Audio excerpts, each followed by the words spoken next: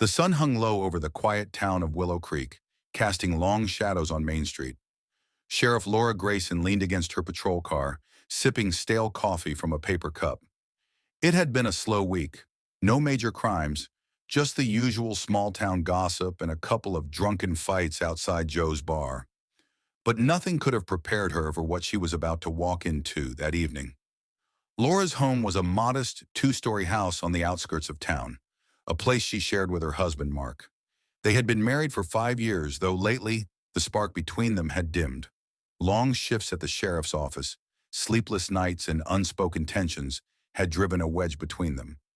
Still, she never expected betrayal. Not like this. As she pulled into the driveway, the house was quiet. She stepped inside, setting her keys on the counter, and noticed something strange. The living room lights were dimmed, and a faint noise came from upstairs. It wasn't the television. It wasn't music. It was something else. Her heartbeat quickened as she climbed the stairs, careful to make no sound. The bedroom door was slightly ajar. From inside, muffled sounds, whispers, moans. Her stomach twisted. With one deep breath, she pushed the door open. The sight before her would haunt her forever. Her mother, Patricia, was sitting on the edge of the bed, her silk robe barely covering her shoulders. Mark knelt in front of her, his head buried between her legs, lost in pleasure.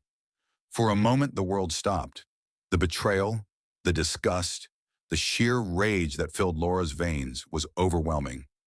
Then, without thinking, she acted. Her teeth clenched so hard she bit into her lip, tasting blood. Her hands curled into fists, but one instinct took over: pain. She lunged forward, grabbing Mark by the hair, yanking him backward with a strength she didn't know she had. Mark barely had time to react before she clamped her hand down on his crotch, squeezing with all her might. He let out a high-pitched scream, his face contorted in agony. Patricia gasped, scrambling backward on the bed, her eyes wide with fear. "You disgusting son of a bitch," Laura growled, twisting her grip. Mark writhed, his hands flailing, but Laura didn't let go. He gasped for air, his body trembling under her strength. Finally, she released him, sending him crumpling to the floor. Tears welled in her eyes, but she refused to let them fall. Her mother, her own mother, sat frozen, her lips parted, unable to find words. Laura wiped her bloody lip and took a deep breath. "Both of you," she said, her voice cold. "Get out of my house." Now Mark groaned, curling into himself on the floor, while Patricia, finally snapping out of her shock, reached for her robe and stumbled to her feet. But Laura wasn't done, because deep inside, beneath the hurt, something darker stirred: revenge. And before the night was over, someone was going to die. Laura sat in her patrol car, gripping the steering wheel so tightly her knuckles turned white. Her mind was a blur, flashing between images of Mark on his knees and Patricia's guilty, frozen face. The betrayal burned deep, a fire in her chest that no amount of cold air could put out. Her phone vibrated in the passenger seat. She glanced at it. Mark, 2 missed calls. Mom, 1 new message. She didn't need to read it. Whatever excuses Patricia had, they meant nothing. A sharp gust of wind rattled the car. Rain began to fall, tapping against the windshield like impatient fingers. It was fitting. The sky itself felt just as furious as she did. She could have turned the ignition, driven off into the night, and let time dull the pain. But something inside her refused to let go. Not like this. She reached under the dashboard, feeling for the old bottle of whiskey she kept for emergencies. Not for drinking, but for moments when her hands shook too much to hold a gun steady. Tonight, she twisted the cap off and took a burning swig.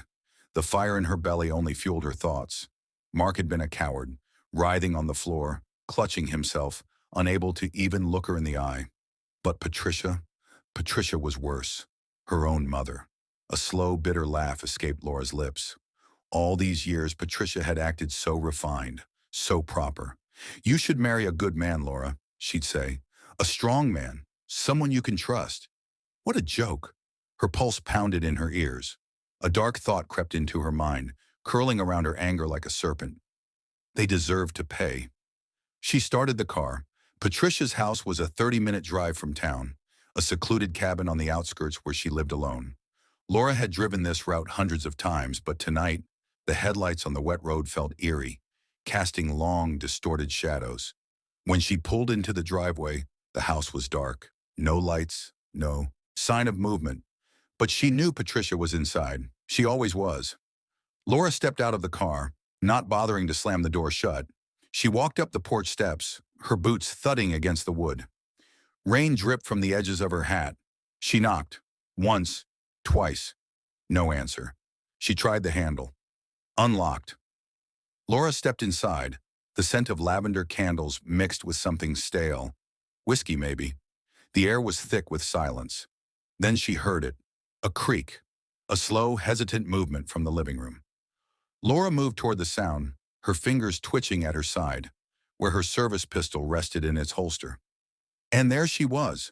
Patricia sat on the couch, clutching a half-empty glass of bourbon. She looked up, eyes bloodshot, lips parted like she wanted to speak but couldn't. "Laura," her voice cracked. Laura didn't reply. She took slow, deliberate steps closer, the weight of the betrayal pressing down on her shoulders. Patricia sighed, rubbing her forehead. "I know what you're thinking, but it's not what it looks like." Laura tilted her head, her lip curling. "Really? Because from where I was standing, it looked exactly like my husband with his mouth between your—" "Stop!" Patricia flinched, setting the glass down on the table with a clatter. "I made a mistake. A terrible, terrible mistake. But it wasn't meant to." Laura laughed, sharp and hollow. "Not meant to what? Hurt me? Destroy our family? Ruin everything?" Patricia swallowed hard, her hands trembling. "I never wanted to hurt you, but you did." Silence. Laura took another step forward. "Tell me, Mom, how long?" Patricia hesitated. "A few months." A sharp, bitter pang stabbed through Laura's chest. She had expected a drunken mistake, a one-time betrayal. But months? "You disgust me," Laura whispered. Patricia wiped her eyes. "I don't expect you to forgive me, but I—" "Shut up." Patricia's lips pressed together. Laura exhaled slowly, forcing the rage back, trying to think. But there was no coming back from this. And then another thought crept in. A dark, wicked thought. Patricia was drunk, alone, weak. Nobody would question it. Nobody would suspect a thing. Laura had seen cases like this before. A woman alone, drowning in guilt. One too many drinks, a tragic accident. And wasn't that what Patricia deserved? Laura's fingers brushed over the grip of her pistol. The room was silent, except for the rain tapping against the windows. Patricia finally spoke, her voice soft. "What now?" Laura looked down at her mother, and she made her decision. Someone wasn't going to leave this house alive. The weight of the gun in Laura's holster felt heavier than ever. Her fingers twitched over the grip as she stared down at Patricia. The woman who had given birth to her, raised her, shaped her into who she was today, had also betrayed her in the worst way possible. Laura's heartbeat pounded in her ears, her mind racing through all the ways this could go. Patricia sat motionless on the couch, still clutching her glass of bourbon like it was the only thing keeping her. Voice low, controlled. Patricia swallowed hard, setting the glass down on the coffee table. "I am. Because you should be." Silence stretched between them, thick and suffocating. The rain outside had picked up, tapping harder against the windows, as if urging Laura to act. She took a slow step forward. Patricia shifted uneasily. "Laura, I know you're angry." "Angry?" Laura let out a short, humorless laugh. "That doesn't even begin to cover it." She reached into her holster, pulling out her gun. Patricia's breath hitched, her eyes flicking down to the weapon before locking back onto Laura's face. "You wouldn't." Laura tilted her head. "Wouldn't I?" Patricia's hands trembled as she reached for her drink again, but she knocked it over instead, spilling bourbon across the table. The sharp scent filled the room. "Please," Patricia whispered. "I made a mistake, but I'm still your mother." "Are you?" Laura asked, tightening her grip on the gun. "Because the woman I grew up respecting, the woman I trusted, would never have done this to me." Patricia's breathing grew ragged. "I know I don't deserve forgiveness, but if you kill me, Laura, you won't be able to take it back. And you—" "Shut up," Laura snapped. Patricia froze. Laura lifted the gun, aiming it squarely at her mother's chest. It would be easy. One bullet, A tragic accident, drunk woman, stormy night, maybe even a break-in gone wrong. She knew how to frame a scene. She had done it before. Her finger hovered over the trigger. "Laura," Patricia pleaded, "don't let your rage control you." A flicker of something, hesitation, pain, crossed Laura's face. She had wanted to hear her mother beg. She had wanted to see the fear in her eyes. But now, standing here, gun in hand, she realized something. She didn't want Patricia dead. Not yet. Killing her would be too easy. No, Patricia needed to suffer. Laura lowered the gun. Patricia let out a shaky breath, relief washing over her face. "Thank you," she whispered. But Laura wasn't done. She leaned in close, her voice a cold whisper. "You don't get to walk away from this, Mom." Patricia frowned. "What do you mean?" "You're going to tell me everything, every detail, every sick little moment with Mark. You're going to relive it for me." Patricia's eyes widened. "Laura, and when I'm done listening," Laura continued, "I'm going to destroy your life, the same way you destroyed mine." Patricia's face paled. Laura smiled, just a little. This was going to be much worse than death. Patricia stared at Laura, her face drained of color. The fear in her eyes was no longer about death. It was about something worse. "You want me to relive it?" she whispered. Laura nodded, her gun still in hand but no longer aimed. "Every single detail. Start from the beginning." Patricia swallowed, her hands shaking as she wiped her face. "Laura, please, you don't get to beg," Laura snapped. "You don't get to make excuses. You did this, so now you're going to talk." Patricia looked down, her lips trembling. She reached for the overturned glass, as if she needed something, anything to hold on to. But there was nothing left to comfort her. For a long moment, the only sound was the rain hammering against the house. Then in a shaky breath, Patricia began. It was never supposed to happen. Laura's jaw clenched. Patricia ran a hand through her messy hair, avoiding Laura's gaze. "It started after Mark lost his job. He was depressed, drinking too much. He came here one night when you were working late. He just needed someone to talk to." Laura's stomach twisted, but she didn't interrupt. Patricia continued, her voice hollow. "We had a few drinks. He told me how lonely he was, how you were always so busy, how the pressure of being your husband, of being with a sheriff, was crushing him. And I listened." Laura's grip on the gun tightened. "I should have sent him home," Patricia whispered. "I should have told him to leave. But instead, I let my guard down." Laura's body burned with rage. "You let it happen?" Patricia winced. "No, I didn't plan it. I never wanted to betray you, Laura. But one night turned into another. Then another. We didn't mean to." "Stop saying that," Laura hissed. "You did mean to. Every time you let him touch you. Every time you let him come back." Patricia covered her face with her hands. "I hate myself for it." "Not enough," Laura said coldly. Patricia looked up at her daughter. "I wish I could take it back." Laura shook her head. "You don't get to wish. You don't get to regret. You get to suffer, just like I have to suffer." Patricia sniffled, looking down at the spilled bourbon. Laura took a slow breath, forcing herself to stay in control.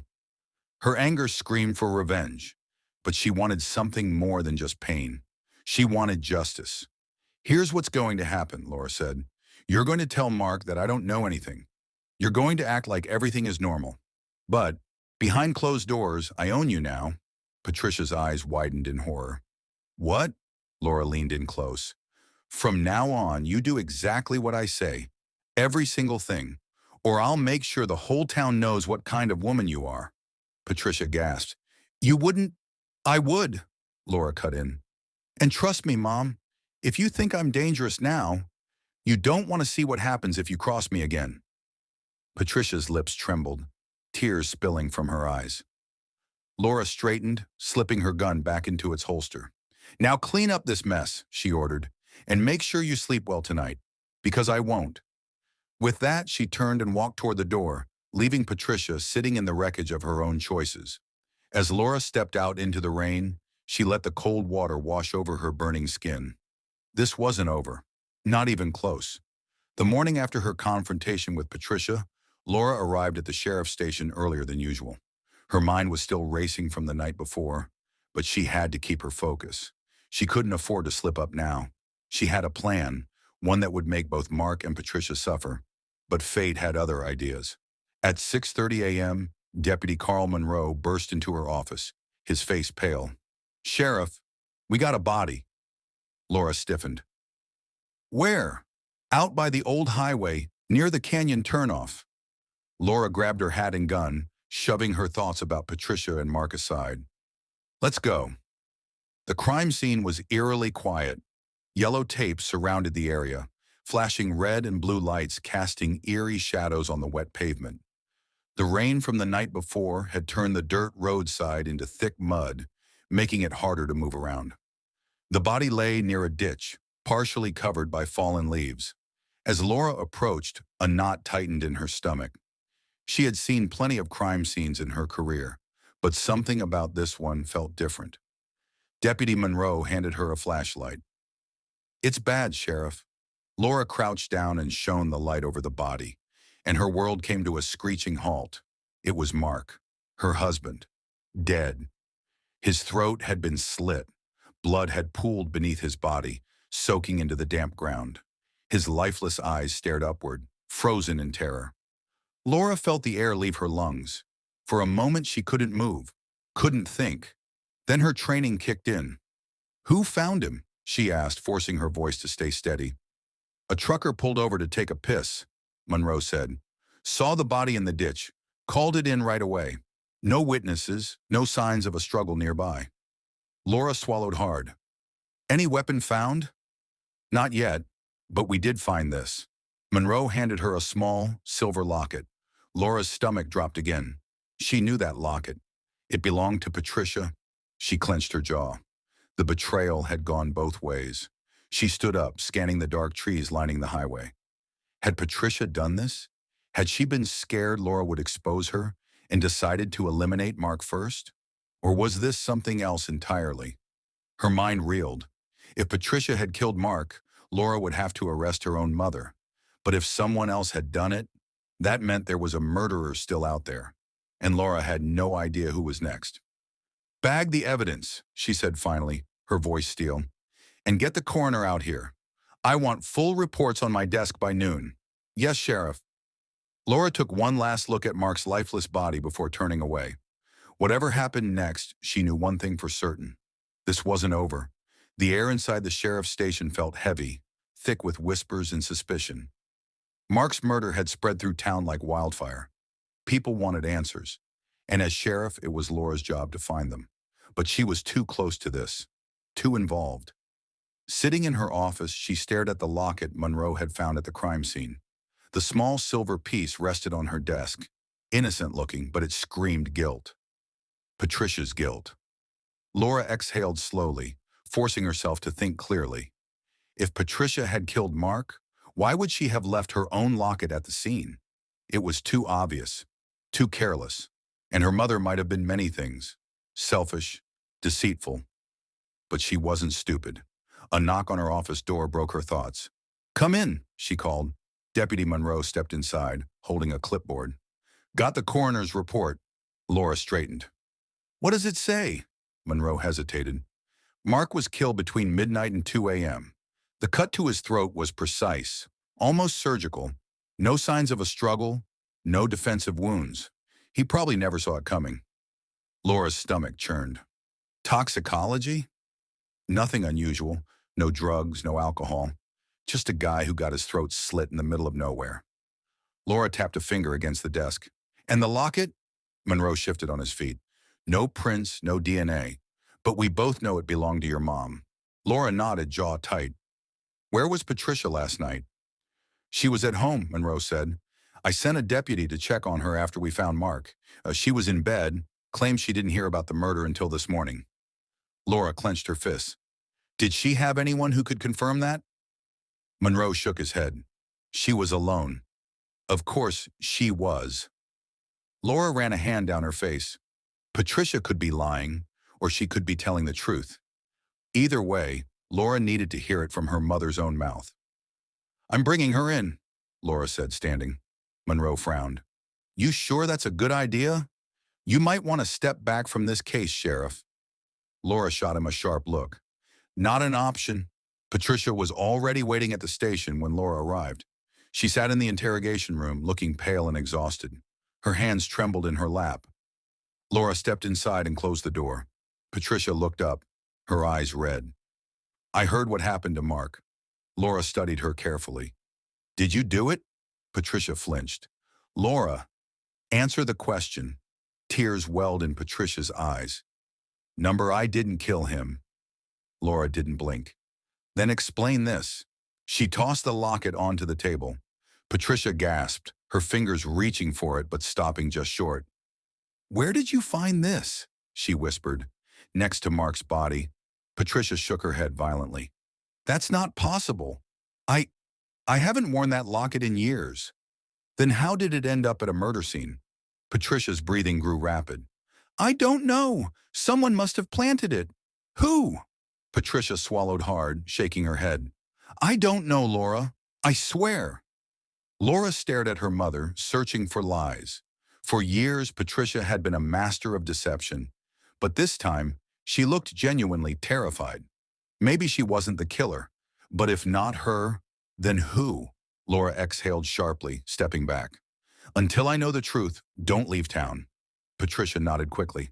I won't. Laura turned toward the door, her mind spinning. Something about this murder wasn't adding up, and if she didn't figure it out soon, she might be the next one to end up dead. The night air was thick with the scent of damp earth as Laura sat in her truck outside her mother's house. Her mind raced. The evidence against Patricia was too convenient. The locket, the lack of an alibi, it felt planted. But if Patricia wasn't the killer, then who was? She needed fresh eyes on this. She pulled out her phone and dialed Deputy Monroe. Monroe, meet me at the station, she said. We're going back over the case from the start. At the station, Monroe spread out all the case files on the table. Photos of Mark's body, the crime scene, the coroner's report. Laura studied them all, looking for something, anything she had missed. The murder was too clean, she said. No struggle, no defensive wounds. He knew his killer. Monroe nodded. And we found no sign of forced entry at his house or any reports of him leaving in distress. He left willingly. Laura's jaw clenched. So who could get Mark to go out to the highway in the middle of the night? Monroe hesitated. Sheriff, there's one more thing. He pulled out a printed phone record. Mark got a call at 11:45 p.m. the night he died. It lasted less than a minute.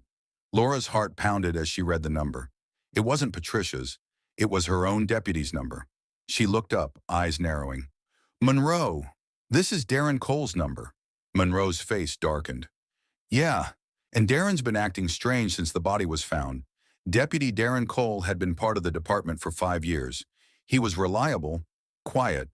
But now, Laura's instinct screamed at her. Where is he? She demanded. Monroe checked his watch. His shift ended 2 hours ago. He said he was heading home. Laura grabbed her gun. Let's go. Darren's house sat on the edge of town, a modest one-story home with an old truck parked outside.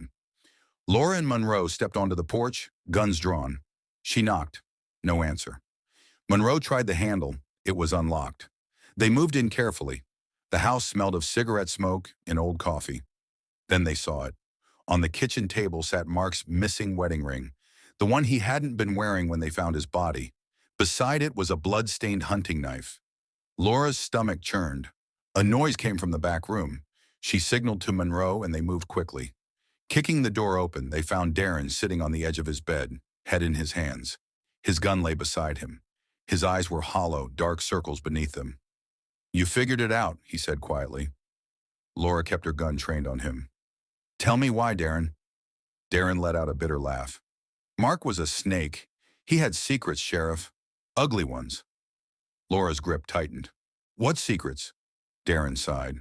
He was sleeping around, and not just with your mother.